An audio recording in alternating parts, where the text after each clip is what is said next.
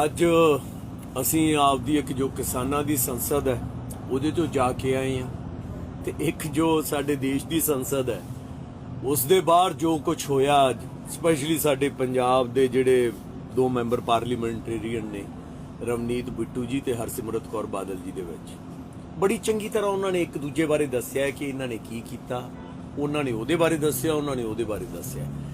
ਮੈਨੂੰ ਲੱਗਦਾ ਇਹ ਪੋਲਿਟਿਕਸ ਡੱਲੇਵਾਲ ਸਾਹਿਬ ਬੜੇ ਚਿਰ ਦੀ ਹੋ ਰਹੀ ਕਿ ਇੱਕ ਦੂਜੇ ਨੂੰ ਮਾੜਾ ਕਹਿ ਲਓ, ਇਹ ਜ਼ਿਆਦਾ ਮਾੜਾ ਹੈ, ਮੈਂ ਘੱਟ ਮਾੜਾ ਹੈ, ਇਸ ਲਈ ਮੈਨੂੰ ਵੋਟ ਪਾ ਦਿਓ। ਔਰ ਜਿੱਥੋਂ ਆਪਾਂ ਆਏ ਆ ਉੱਥੇ ਇਹ ਨਹੀਂ ਗੱਲ ਹੋਈ ਕਿ ਇਹ ਮਾੜਾ ਹੈ, ਉੱਥੇ ਆਪਾਂ ਇਹ ਗੱਲਾਂ ਕੀਤੀਆਂ ਕਿ ਕੰਸਟਰਕਟਿਵਲੀ ਅਸੀਂ ਕਿਸਾਨ ਦੀ ਹਾਲਤ ਨੂੰ ਬਿਹਤਰ ਕਿਵੇਂ ਕਰ ਸਕਦੇ ਹਾਂ, ਮਜ਼ਦੂਰ ਦੀ ਹਾਲਤ ਕਿਵੇਂ ਬਿਹਤਰ ਹੋ ਸਕਦੀ ਹੈ।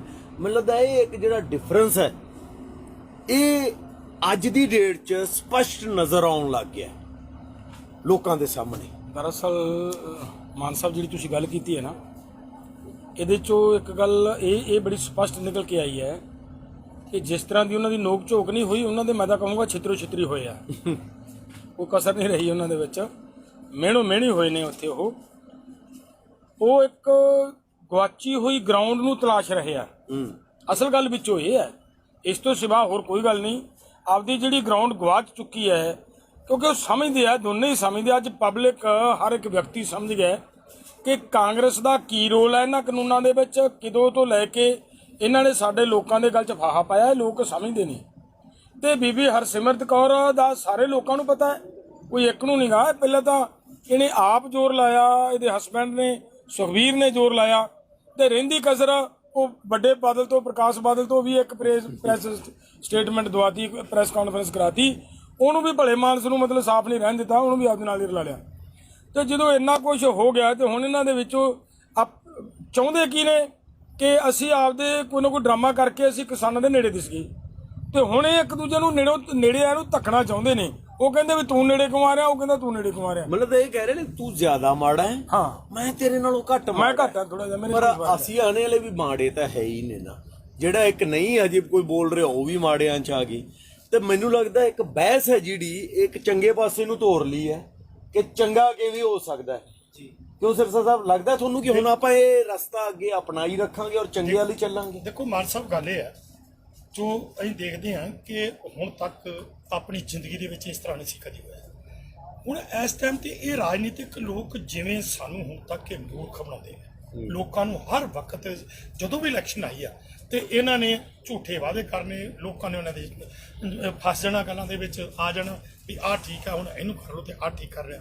ਪਰ ਇਸ ਅੰਦੋਲਨ ਨੇ ਇਹਨਾਂ ਲੋਕਾਂ ਦੀ ਅਸਲ ਤਸਵੀਰ ਜਿਹੜੀ ਸੀ, ਜੋ ਇਹਨਾਂ ਦੇ ਅਸਲ ਚਿਹਰੇ ਸੀ, ਜੋ ਇਹਨਾਂ ਦੀਆਂ ਨੀਤੀਆਂ ਸੀ, ਉਹ ਲੋਕਾਂ ਨੇ ਇਸ ਅੰਦੋਲਨ ਨੇ ਸਾਹਮਣੇ ਲਿਆਤੀਆਂ ਤੇ ਇਹਨਾਂ ਨੂੰ ਰਾਜਨੀਤੀ ਕਰਨੀ ਸਿਖਾਤੀ ਆ, ਜਿਹਦੀ ਮਿਸਾਲ ਅੱਜ ਤੁਹਾਡੇ ਸਾਹਮਣੇ ਆ। ਵੈਸੇ ਤਾਂ ਅੱਗੇ ਹੁੰਦਾ, ਪਰ ਅੱਜ ਉਹਨਾਂ ਨੇ ਕਿਸਾਨੀ ਹਿੱਤ ਦੇ ਵਿੱਚ, ਜਿਸ ਤਰ੍ਹਾਂ ਕਿ ਉਹ ਬੀਬੀ ਹਰਸਿਮਰਤ ਕੌਰ ਜਿਹੜੀ ਆ, ਜਿਹਨੇ ਪਾਰਲੀਮੈਂਟ ਮੈਂਬਰ ਆ ਰਿਹਾ, ਚਾਹੇ ਉਹ ਬੀਜੇਪੀ ਦਾ ਚਾਹੇ ਕੋਈ ਹੋ ਰਿਹਾ, ਤੇ ਉਹਨਾਂ ਨੂੰ ਕਣਕ ਦੇ ਦਾਣੇ ਜਿਹੜੀ ਆ ਉਹ ਵੰਡੇ ਤੇ ਉਹ ਸਾਬਤ ਕਰ ਰਹੀ ਆ ਵੀ ਇਹ ਜਿਹੜਾ ਕਿਸਾਨੀ ਅੰਦੋਲਨ ਹੈ ਲੰਬੇ ਸਮੇਂ ਤੋਂ ਚੱਲ ਰਿਹਾ ਤੇ ਇਹਦੀ ਗੱਲ ਕਰੋ। ਮੈਨੂੰ ਲੱਗਦਾ ਇਹ ਸਿੰਬੋਲਿਕ ਹੋ ਰਿਹਾ ਹੈ। ਸਿੰਬੋਲਿਕ ਮੀਨ ਜਿਵੇਂ ਰਾਹੁਲ ਗਾਂਧੀ ਟਰੈਕਟਰ ਲੈ ਕੇ ਆ ਗਈ, ਇਹ ਕਣਕ ਲੈ ਕੇ ਆ ਗਈ, ਸਿੱਟੇ ਲੈ ਕੇ ਆ ਗਈ। ਮੈਨੂੰ ਲੱਗਦਾ ਕਿ ਇਹਦੀ ਬਜਾਏ ਡੱਲੇਵਾਲ ਸਾਹਿਬ ਇਹ ਅੰਦਰ ਬਹਿ ਕੇ ਜੈਨੂਅਲ ਗੱਲਾਂ ਕਰਨ ਕਿਸਾਨਾਂ ਦੀਆਂ ਕਿ ਦੇਖੋ ਭਾਈ MSP ਕਿਉਂ ਜ਼ਰੂਰੀ ਹੈ, ਇਹ ਬਿੱਲ ਰੱਦ ਕਿਉਂ ਹੋਣੇ ਚਾਹੀਦੇ ਆ। ਅਗਰ ਇਹ ਗੱਲਾਂ ਕਰਨ, ਮੈਨੂੰ ਲੱਗਦਾ ਇਹ ਜ਼ਿਆਦਾ ਕੰਸਟਰਕਟਿਵ ਨਹੀਂ ਹੋਣਗੀਆਂ ਡੱਲੇਵਾਲ ਸਾਹਿਬ। ਮਾਨ ਸਾਹਿਬ, ਜਿਹੜੇ ਆਦਮੀ ਇਮਾਨਦਾਰੀ ਨਾਲ ਲੜਦੇ ਆ ਨਾ, ਜਾਂ ਇਮਾਨਦਾਰੀ ਨਾਲ ਕੋਈ ਗੱਲ ਕਰਦੇ ਹੁੰਦੇ ਆ, ਉਹਨਾਂ ਬੰਦਿਆਂ ਨੂੰ ਮੈਨੂੰ ਲੱਗਦਾ ਹੈ, ਮੇਰਾ ਜ਼ਿੰਦਗੀ ਦਾ ਤਜਰਬਾ ਜਿਹੜਾ ਮੈਨੂੰ ਦੱਸਦਾ ਹੈ, ਉਹ ਇਹ ਦੱਸਦਾ ਹੈ ਕਿ ਉਹਨਾਂ ਲੋਕਾਂ ਨੂੰ ਡਰਾਮਾ ਕਰਨ ਦੀ ਲੋੜ ਨਹੀਂ ਹੁੰਦੀ। ਉਹ ਲੋਕਾਂ ਨੂੰ, ਉਹਨਾਂ ਨੂੰ ਯਕੀਨ ਹੁੰਦਾ, ਆਪਣੇ ਕੰਮ ਤੇ ਯਕੀਨ ਹੁੰਦਾ, ਵਿਸ਼ਵਾਸ ਹੁੰਦਾ ਕਿ ਲੋਕਾਂ ਨੇ ਮੇਰੇ ਕੰਮ ਤੇ ਵਿਸ਼ਵਾਸ ਕਰਕੇ ਲੋਕਾਂ ਨੇ ਮੇਰੇ ਨਾਲ ਜੋ ਜਿਹੇ ਤਰੀਕੇ ਨਾਲ ਵਰਤਣਾ, ਉਹ ਤਰੀਕੇ ਨਾਲ ਵਰਤਣਾ। ਲੋਕ ਮੇਰੇ ਤੋਂ ਪਿੱਛੇ ਨਹੀਂ ਹਟਣਗੇ। ਇਹਨਾਂ ਦਾ ਅੰਦਰ ਕੁਝ ਹੋਰ ਹੈ, ਬਾਹਰ ਕੁਝ ਹੋਰ ਕਰਕੇ ਵਿਖਾਉਣਾ ਚਾਹੁੰਦੇ ਆ, ਜਿਹਦੇ ਵਿੱਚੋਂ ਇਹ ਡਰਾਮੇਬਾਜ਼ੀ ਇੰਨੀ ਵੱਡੀ ਪੱਧਰ ਤੇ ਕਰ ਰਹੇ ਆ। ਹੋਰ ਇਸ ਤੋਂ ਸਿਵਾ ਕੁਝ ਨਹੀਂ ਗਾ। ਹੁਣ ਜਿਹੜੀ ਆਪਾਂ ਦੂਜੀ ਗੱਲ ਕਰਦੇ ਸੀਗੇ, ਦੇਖੋ ਬਾਹਰਲੇ ਪਾਸੇ ਕਿਸਾਨਾਂ ਦੀ ਸੰਸਦ ਚੱਲੀ ਹੈ, ਤੁਸੀਂ ਗੱਲ ਕੀਤੀ ਆ ਕਿ ਕਿਸਾਨਾਂ ਨੇ ਇੱਕ ਵੀ ਗੱਲ ਉਹਦੇ ਵਿੱਚ ਕਿਸੇ ਪ੍ਰਤੀ ਨੈਗੇਟਿਵ ਨਹੀਂ, ਅਸੀਂ ਮਤਲਬ ਇੱਕ ਸਾਂਝੀ ਗੱਲ ਕਰਨ ਦੀ ਕੋਸ਼ਿਸ਼ ਕੀਤੀ ਹੈ ਕਿ ਦੇਸ਼ ਕਿਵੇਂ ਬਚ ਸਕਦਾ ਹੈ, ਕਿਸਾਨ ਕਿਵੇਂ ਬਚ ਸਕਦਾ, ਮਜ਼ਦੂਰ ਕਿਵੇਂ ਬਚ ਸਕਦਾ ਹੈ। ਬਿਲਕੁਲ। ਔਰ ਉਹਦੇ ਤੇ ਆਪਣਾ ਮਤਲਬ ਸਾਰਿਆਂ ਦਾ ਮਤਲਬ ਫੋਕਸ ਉਹਦੇ ਤੇ ਰਿਹਾ ਹੈ। ਔਰ ਕੋਈ ਉਹੋ ਜਿਹੀ ਗੱਲ ਨਹੀਂ ਹੋਈ ਜੇ ਜੀ ਗੱਲ ਦੇ ਨਾਲ ਕਿਸੇ ਤਰ੍ਹਾਂ ਦੇ ਕੋਈ ਮਤਲਬ ਪ੍ਰਸ਼ਨ ਚਿੰਨ੍ਹ ਲੱਗਣ। ਔਰ ਇਹਨਾਂ ਦਾ ਅੰਦਰਲੇ ਪਾਸੇ ਕੀ ਹੋ ਰਿਹਾ, ਉਹ ਆਪਾਂ ਆਪਣੇ ਸਾਰਿਆਂ ਦੇ ਸਾਹਮਣੇ ਹੈ। ਤੋ ਇਹਨਾਂ ਦੀਆਂ ਜਿਹੜੀਆਂ ਗੱਲਾਂ ਬਾਤਾਂ ਤੋਂ ਅੱਜ ਲੱਗਿਆ ਕਿ ਪੋਲੀਟੀਕਲ ਲੋਕ ਆ ਜਿੰਨੇ ਅੱਜ ਇੱਥੇ ਫਿਰਦੇ ਨੇ, ਅਸਲ ਬਰੀਕੀ 'ਚ ਵੇਖਿਆ ਜਾਏ, ਅਗਰ ਇਹਨਾਂ ਦੇ ਅੰਦਰ ਇਮਾਨਦਾਰੀ ਆ ਜਾਏ ਫਿਰ ਤਾਂ ਸਟੈਂਡ ਲੈ ਕੇ ਖੜ ਜਾਣ, ਫਿਰ ਤਾਂ ਕੁਝ ਵੀ ਹੋਵੇ ਭਾਵੇਂ ਸਟੈਂਡ ਕਾਇਮ ਹੈ। ਇਮਾਨਦਾਰੀ ਇਹਨਾਂ ਦੇ ਵਿੱਚ ਇਸ ਕਰਕੇ ਨਹੀਂ ਆ ਸਕਦੀ ਕਿ ਬੜੀ ਇੰਪੋਰਟੈਂਟ ਗੱਲ ਹੈ ਕਿ ਗੈਟ ਦੇ ਉੱਤੇ ਸਾਈਨ ਇਹ ਕਰ ਚੁੱਕੇ ਆ, ਔਰ ਗੈਟ ਇਹਨਾਂ ਨੂੰ ਹੁਣ ਮਜਬੂਰ ਕਰ ਰਿਹਾ ਹੈ ਕਿ ਤੁਸੀਂ ਹਰ ਹਾਲ ਦੇ ਉੱਤੇ ਆਹ ਕੁਝ ਲਾਗੂ ਕਰੋ। ਉਹਦੇ 'ਚ ਫਸੇ ਬੈਠੇ ਆ ਔਰ ਉਹਦੇ ਤੋਂ ਪਿੱਛੇ ਹਟ ਨਹੀਂ ਸਕਦੇ। ਜਿਹੜਾ ਵੀ ਸਦਾ ਜਾਊਗਾ ਉਹਨੂੰ ਇਹ ਕਰਨਾ ਪਏਗਾ। ਇਸ ਕਰਕੇ ਇਹਨਾਂ 'ਚੋਂ ਕੋਈ ਨਹੀਂ ਚਾਹੁੰਦਾ ਵੀ ਕਾਨੂੰਨ ਰੱਦ ਹੋਣ। ਇਹ ਤਾਂ ਸਾਰੇ ਮਤਲਬ ਇੱਕ ਫੋਕੀ ਸ਼ੋਹਰਤ ਖੱਟਣ ਵਾਸਤੇ, ਲੋਕਾਂ ਨੂੰ ਡਰਾਮਾ ਕਰਕੇ ਵਿਖਾਉਣ ਵਾਸਤੇ ਉੱਥੇ ਲੜ ਕੇ ਵਿਖਾਉਂਦੇ ਨੇ। ਤਾਂ ਕੀ ਲੋੜ ਹੈ ਸਾਂਝੇ ਤੌਰ ਦੇ ਉੱਤੇ ਇਹ ਪਹਿਲਾਂ ਹੀ ਕਰ ਲੈਂਦੇ, ਸਾਂਝੇ ਤੌਰ ਤੇ ਬੈਠਣ ਤੋਂ ਬਾਅਦ ਹੀ ਕਿਉਂ ਲੱਗੇ ਨੇ? ਪਹਿਲਾਂ ਲੜ ਲੈਂਦੇ, ਪਹਿਲਾਂ ਕਿਉਂ ਨਹੀਂ ਲੜੇਗੇ? ਇਹਨਾਂ ਦਾ ਫਰਜ਼ ਦੇਖੋ, ਲੋਕਾਂ ਨੇ ਚੁਣ ਕੇ ਭੇਜਿਆ, ਲੋਕਾਂ ਨੂੰ ਇਹਨਾਂ ਤੇ ਇੱਕ ਵਿਸ਼ਵਾਸ ਹੈ।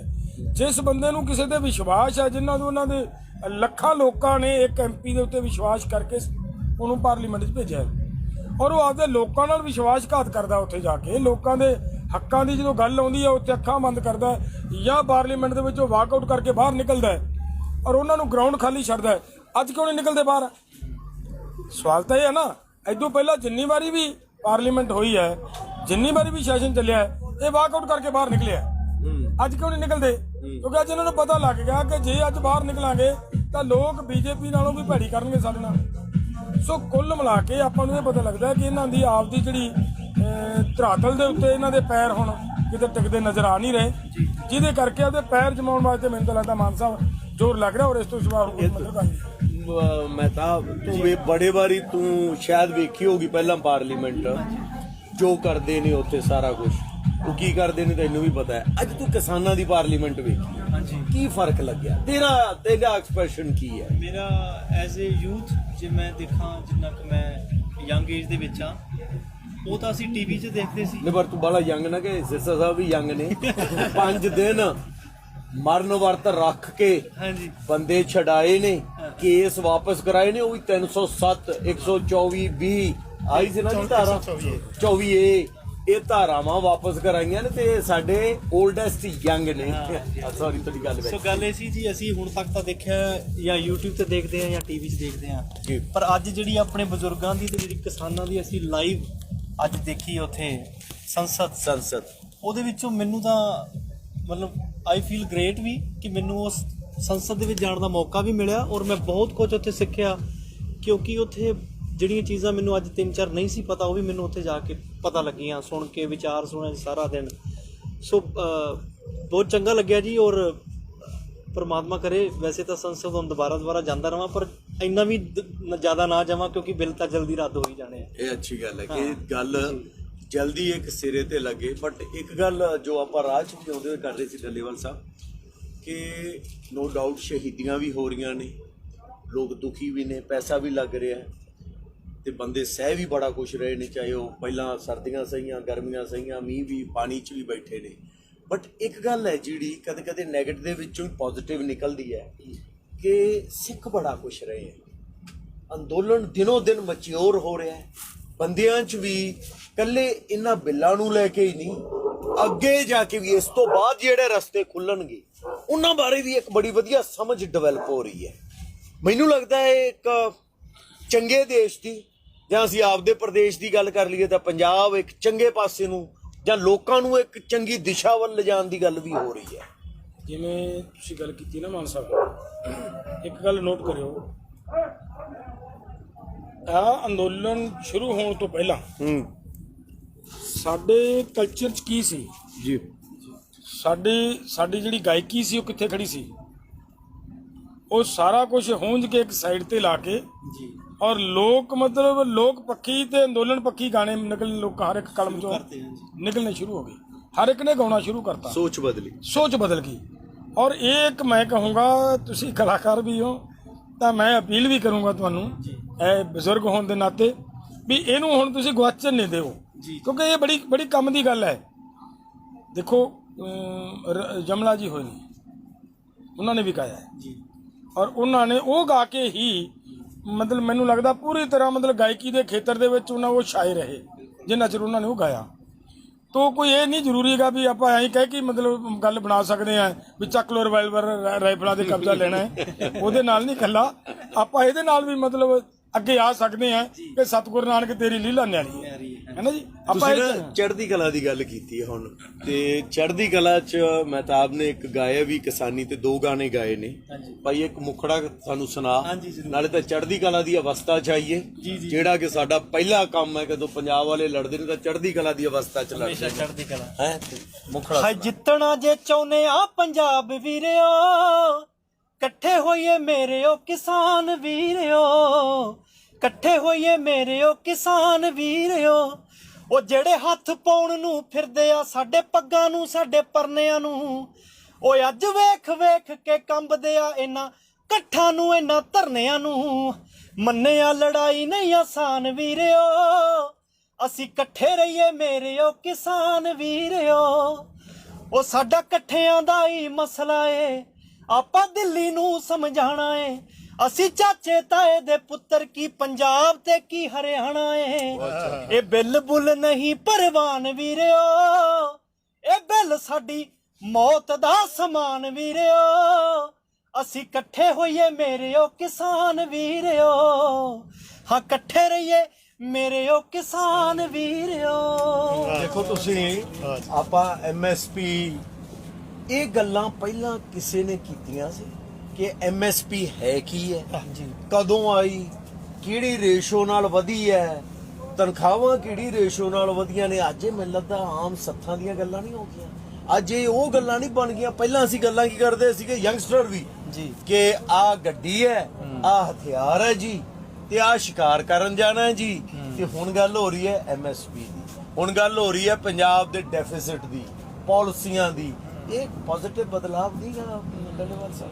ਬਹੁਤ ਮੈਂ 2-3 ਗੱਲਾਂ ਹੋਰ ਇਹਦੇ 'ਚ ਹੈ ਕਿ ਦੇਖੋ, ਇੱਕ ਤਾਂ ਇੱਕ ਬਦਲਾਅ ਆ ਗਿਆ ਕਿ ਸਾਡੇ ਨੌਜਵਾਨਾਂ ਨੂੰ, ਮੈਨੂੰ ਤਸੱਲੀ ਹੋ ਗਈ ਹੈ ਕਿ ਹੁਣ ਜਿਹੜੀ ਇੱਕ ਨਸਲ ਸਾਡੀ ਅਗਲੀ ਹੈ ਉਹ ਸੰਭਲ ਗਈ। ਹੁਣ ਉਹ ਮਤਲਬ ਗਲਤ ਦਿਸ਼ਾ ਵੱਲ ਨਹੀਂ ਤੁਰੇਗੀ ਜੀ। ਸੈਕੰਡ ਵੱਡੀ ਗੱਲ ਇਹ ਹੋ ਗਈ ਕਿ ਅੱਜ ਪੂਰਾ ਭਾਰਤ ਇਕਜੁੱਟ ਹੋ ਗਿਆ। ਇਸ ਅੰਦੋਲਨ ਨੇ ਪੂਰਾ ਭਾਰਤ ਇਕਜੁੱਟ ਕਰ ਦਿੱਤਾ। ਬਹੁਤ ਸੋਹਣੀ ਗੱਲ। ਔਰ ਇਹ ਇਕਜੁੱਟਤਾ ਜਿਹੜੀ ਹੈ ਨਾ ਜੀ, ਇਹਨੂੰ ਕਰਨ ਦੇ ਲਈ ਤੇ ਮਾਨ ਸਾਹਿਬ, ਮੈਂ ਤੁਹਾਨੂੰ ਸੱਚਾਈ ਦੱਸਦਾ, ਮੈਂ ਰਾਸ਼ਟਰੀ ਕਿਸਾਨ ਮਹਾਸੰਘ ਦੇ ਵਿੱਚ ਬਤੌਰ ਕੋਰ ਕਮੇਟੀ ਮੈਂਬਰ, 3 ਮੈਂਬਰਾਂ ਦੀ ਸਾਡੀ ਕਮੇਟੀ ਸੀ, ਮੈਂ ਉਹਦੇ ਵਿੱਚ ਵੀ ਵਿਚਰਿਆ। ਕਦੇ ਕਦੇ ਅਸੀਂ ਰਾਤਾਂ ਨੂੰ ਜਦੋਂ ਮੀਟਿੰਗ ਹੋ ਹਟਦੀ ਤੇ ਅਸੀਂ 3 ਮੈਂਬਰ ਬੈਠਦੇ, ਰਾਤ ਨੂੰ ਇੱਕ ਥਾਂ ਤੇ ਪੈਂਦੇ ਜਿਵੇਂ ਆਪਾਂ ਬੈਠੇ ਹਾਂ, ਤੇ ਵਿਚਾਰ ਕਰਦੇ ਵੀ ਯਾਰ ਜਿਸ ਢੰਗ ਦੇ ਨਾਲ ਗੈਟ ਜਾਂ ਜਿਸ ਢੰਗ ਦੇ ਨਾਲ WTO ਵਰਲਡ ਦੇ ਵੱਲੋਂ ਮਤਲਬ ਹਮਲਾ ਹੋ ਰਿਹਾ ਹੈ, ਉਹਨਾਂ ਪਾਲਿਸੀਆਂ ਤੋਂ ਹਮਲਾ ਕੀਤਾ ਜਾ ਰਿਹਾ ਹੈ, ਦੇਸ਼ ਨੂੰ ਹੜੱਪ ਕਰਨ ਦੀ ਕੋਸ਼ਿਸ਼ ਹੈ, ਤੇ ਸਾਡੀ ਪਬਲਿਕ ਆ ਜਿਹੜੀ ਪੋਲੀਟੀਕਲ ਧਿਰਾਂ ਦੇ ਵਿੱਚ ਵੰਡ ਕੇ ਔਰ ਉਹਨਾਂ ਦੇ ਢਾਈ ਚੜ੍ਹ ਚੁੱਕੀ ਹੈ, ਇਹਨਾਂ ਨੂੰ ਮੋੜਾਂਗੇ ਕਿਵੇਂ ਤੇ ਇਕੱਠੇ ਕਿਵੇਂ ਕਰਾਂਗੇ ਤੇ ਕਿਵੇਂ ਮੁਕਾਬਲਾ ਕਰਾਂਗੇ ਇਹਨਾਂ ਦਾ। ਸਾਰੀ ਰਾਤ ਮੈਂ ਸੱਚਾਈ ਦੱਸ ਰਿਹਾ ਤੁਹਾਨੂੰ, ਸਾਡੀ 2-3 ਬੰਦਿਆਂ ਦੀ ਸਾਰੀ ਰਾਤ ਲੰਘ ਜਾਣੀ ਤੇ ਪਤਾ ਉਦੋਂ ਲੱਗਣਾ ਵੀ ਟਾਈਮ ਕੀ ਹੋ ਗਿਆ ਜੀ, 3 ਵੱਜ ਗਏ। ਆਹ ਹੁੰਦੀ ਰਹੀ ਸਾਡੇ ਨਾਲ।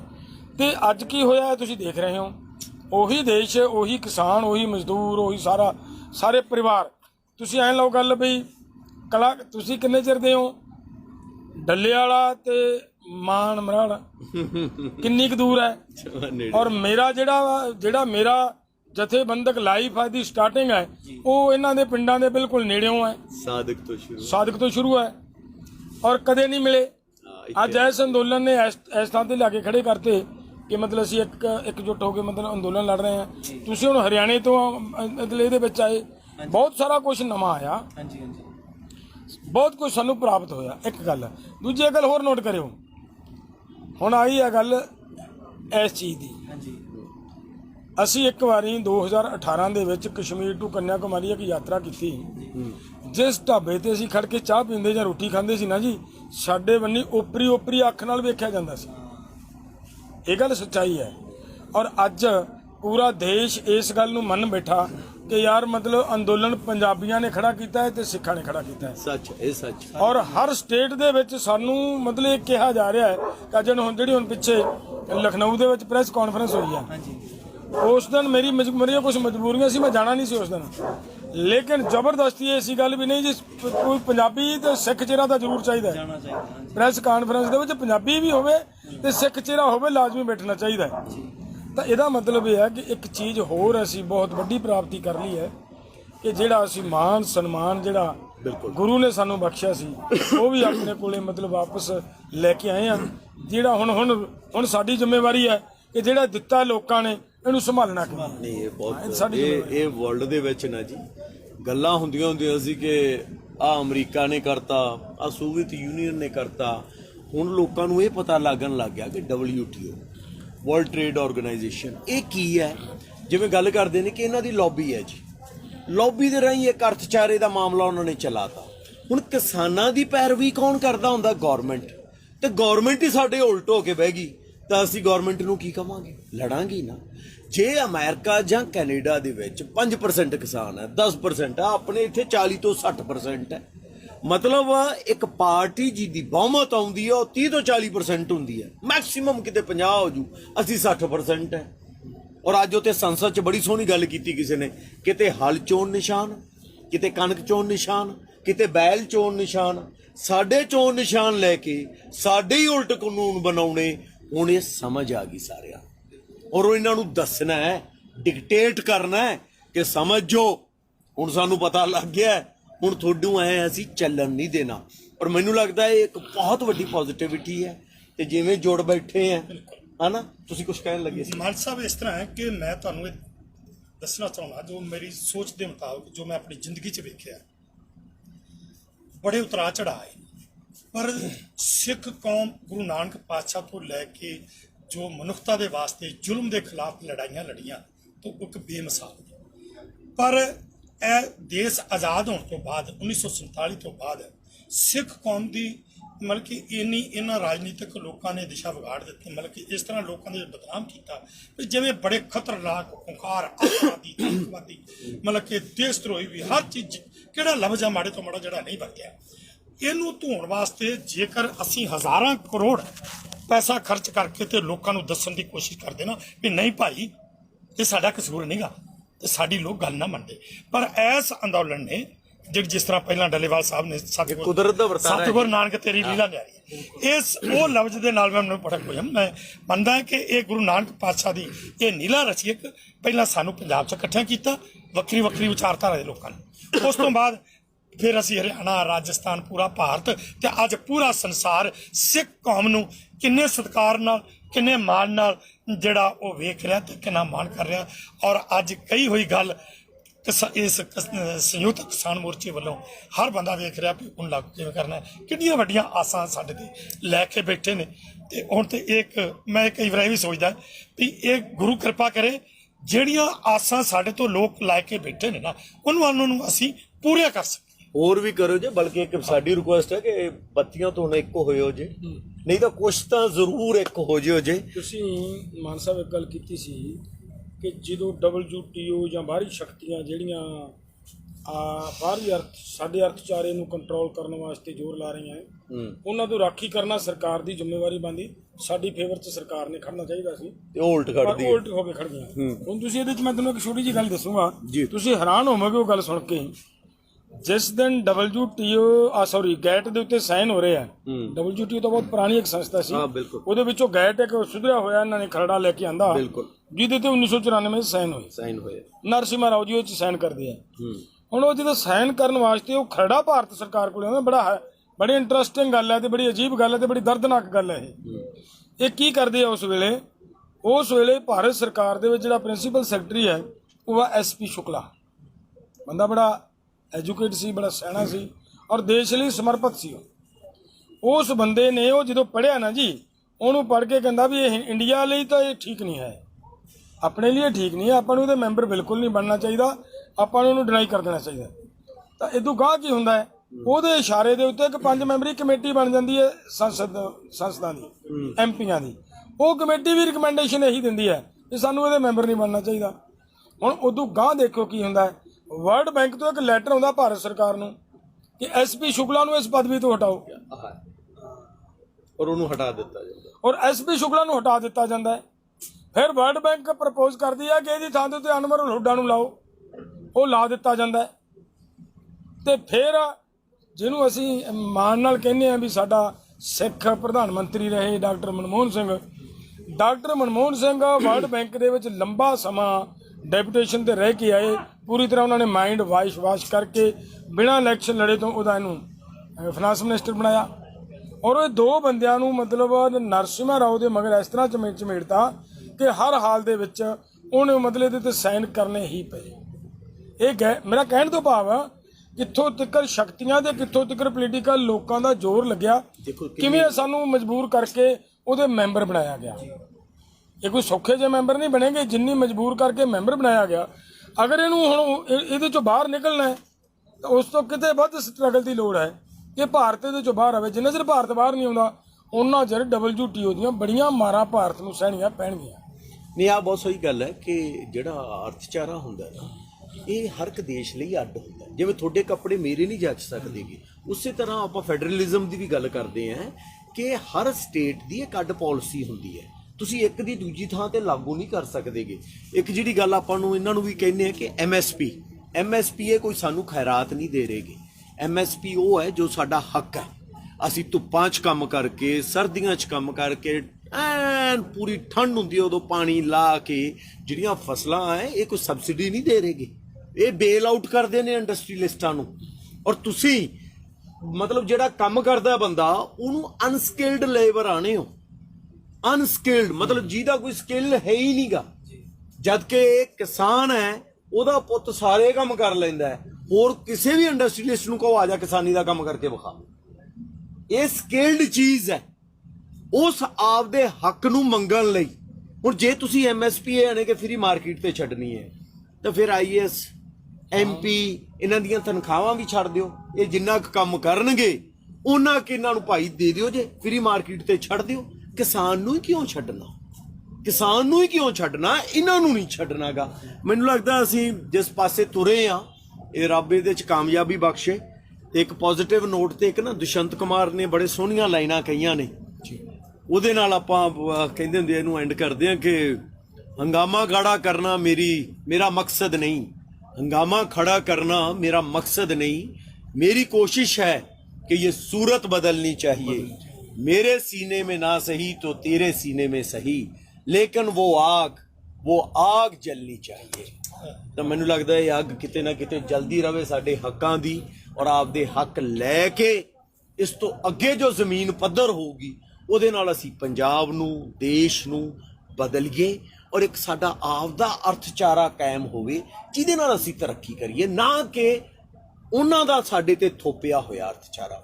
ਮਤਲਬ ਤਾਂ ਡੱਲੇਵਾਲ ਸਾਹਿਬ ਜਦੋਂ ਉਵੇਂ ਕਰ ਲਾਂਗੇ ਨਾ ਤਾਂ ਫਿਰ ਸਾਡੇ ਰਸਤੇ ਫਿਰ ਅਸੀਂ ਬੁਲੰਦੀ ਵੱਲ ਜਾਵਾਂਗੇ। ਬਹੁਤ ਵਧੀਆ ਗੱਲ ਹੈ। ਆਪਾਂ ਐਂਡ ਵੱਲ ਨੂੰ ਵੱਧ ਰਹੇ ਹਾਂ ਕਿ ਇਸ ਵੇਲੇ ਦੇਸ਼ ਇਕਜੁੱਟ ਹੁੰਦਾ ਨਜ਼ਰ ਆ ਰਿਹਾ ਹੈ, ਤੇ ਜਦੋਂ ਦੇਸ਼ ਦੀ ਏਕਤਾ ਬਣ ਜੇ ਉਦੋਂ ਕੋਈ ਵੀ ਕੰਮ ਮੁਸ਼ਕਲ ਨਹੀਂ ਹੁੰਦਾ, ਸਾਰੇ ਕੰਮ ਪੋਸੀਬਲ ਹੋ ਜਾਂਦੇ ਆ। ਇਹ ਕਾਨੂੰਨ ਵੀ ਰੱਦ ਹੋਣਗੇ।